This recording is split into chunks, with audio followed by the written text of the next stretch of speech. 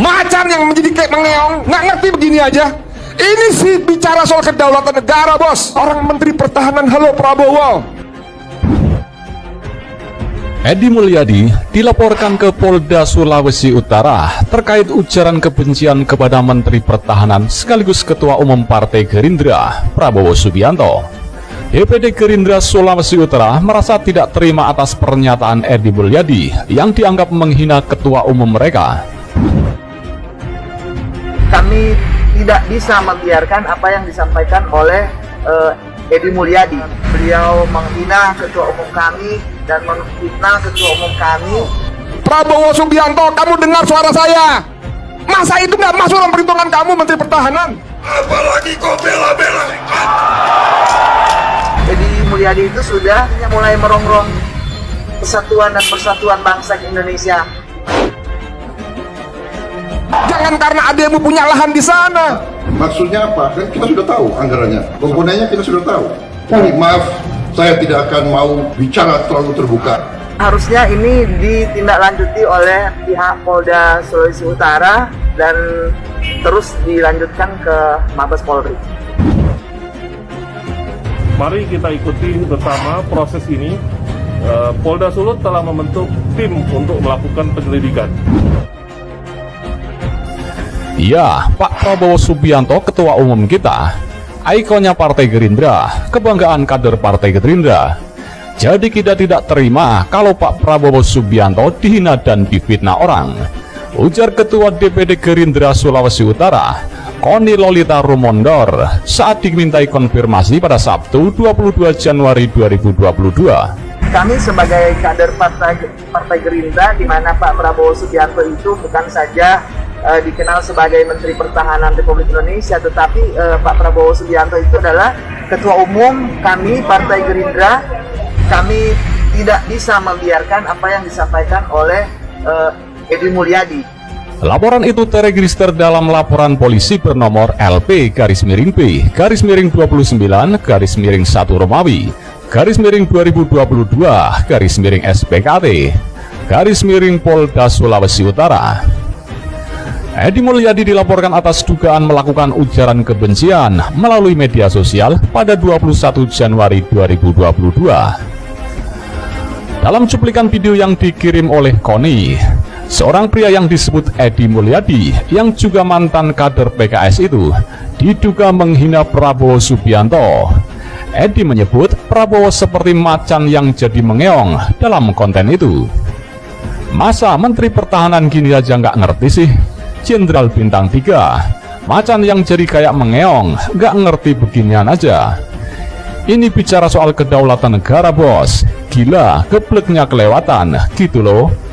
Ini mereka tinggal semua, saat dibutuhkan tinggal kasih siap. Selesai kita nih Indonesia, teriak Edi dalam video itu. Dia juga menyebut politikus Gerindra Hasim Joyo Hadikusumo, adik Prabowo, memiliki sejumlah lahan di lokasi proyek Ibu Kota Baru. Halo Prabowo, Prabowo Subianto, kamu dengar suara saya?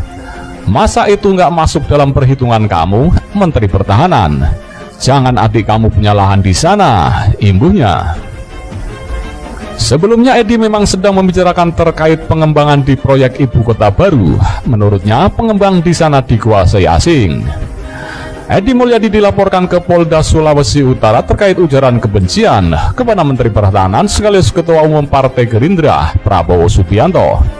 Laporan itu dibenarkan oleh Kabid Humas Polda Sulawesi Utara, Kombes Jules Abraham Abbas. Ya, memang benar di SPKT Polda Sulawesi Utara telah dilaporkan tentang dugaan tindak pidana ujaran kebencian di media sosial atas nama saudara EM, kata Jules saat dimintai konfirmasi pada Minggu 23 Januari 2022. Jules menyebut pelaporan itu diterima polisi pada Sabtu 22 Januari 2022 lalu. Kasus tersebut kini sedang diselidiki lebih lanjut. Saat ini Polda Sulawesi Utara baru menerima laporan pada hari Sabtu tanggal 22 Januari 2022. Tentunya langkah kita selanjutnya akan mulai dengan melakukan penyelidikan terlebih dahulu, ujar Jules. Masa Menteri Pertahanan begini aja nggak ngerti sih pertahanan Menteri Pertahanan ini Jenderal bintang 3. Salah kalau Menteri Pertahanan banyak bicara. Nanti orang-orang yang tidak suka sama Indonesia, yang punya niat tidak baik, akan tahu.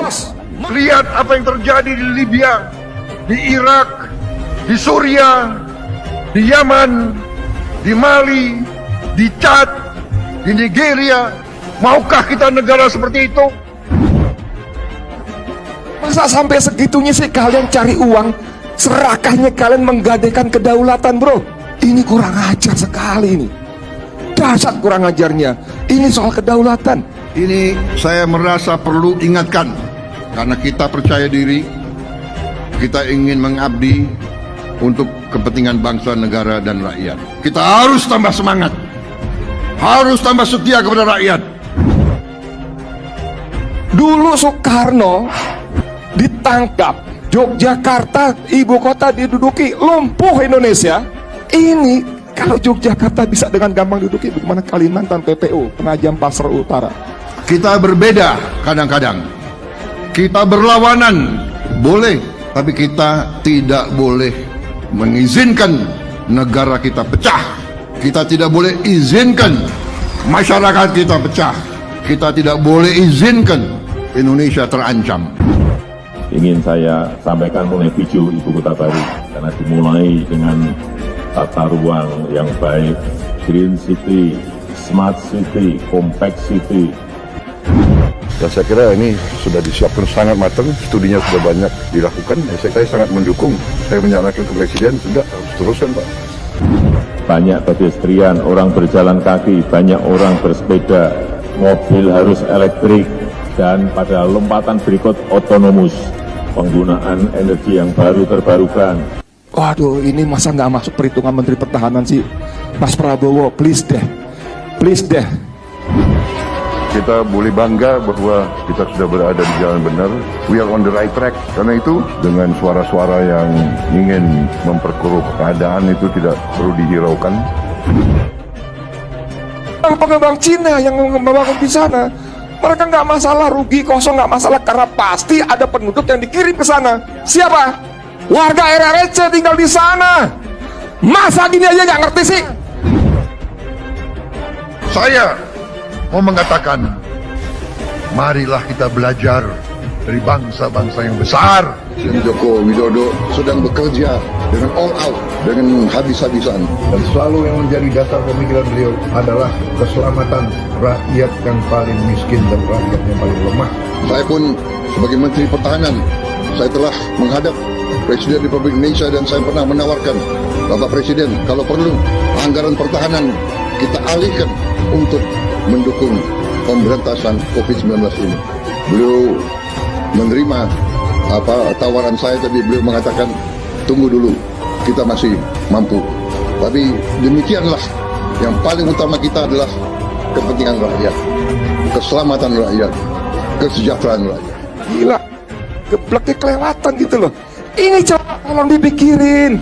Anda tuh sudah banyak mengecewakan pendukungnya. Kenapa kita memilih kerjasama? Saya sudah jelaskan berkali-kali.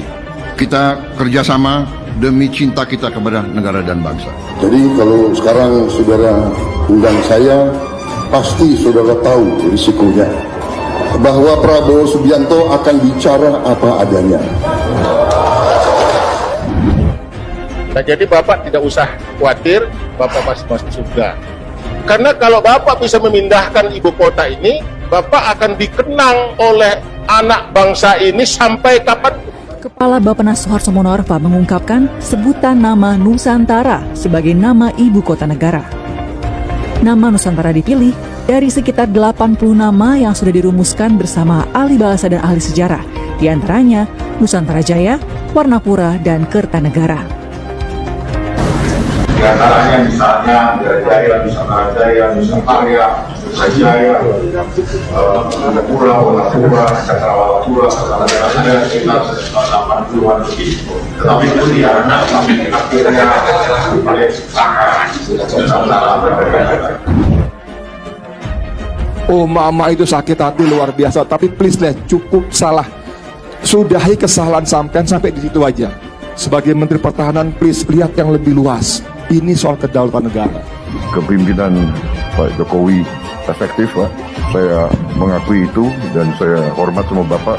Saya lihat, saya saksi, saya ikut dalam kabinet. Kalau mau minta perpu lagi, saya buatin perpu untuk menangani negara. Tanggung jawab kita kepada 267 juta rakyat kita. Asal untuk rakyat, asal untuk negara. Saya pertaruhkan reputasi politik saya. Friend kita sekarang ya, friend.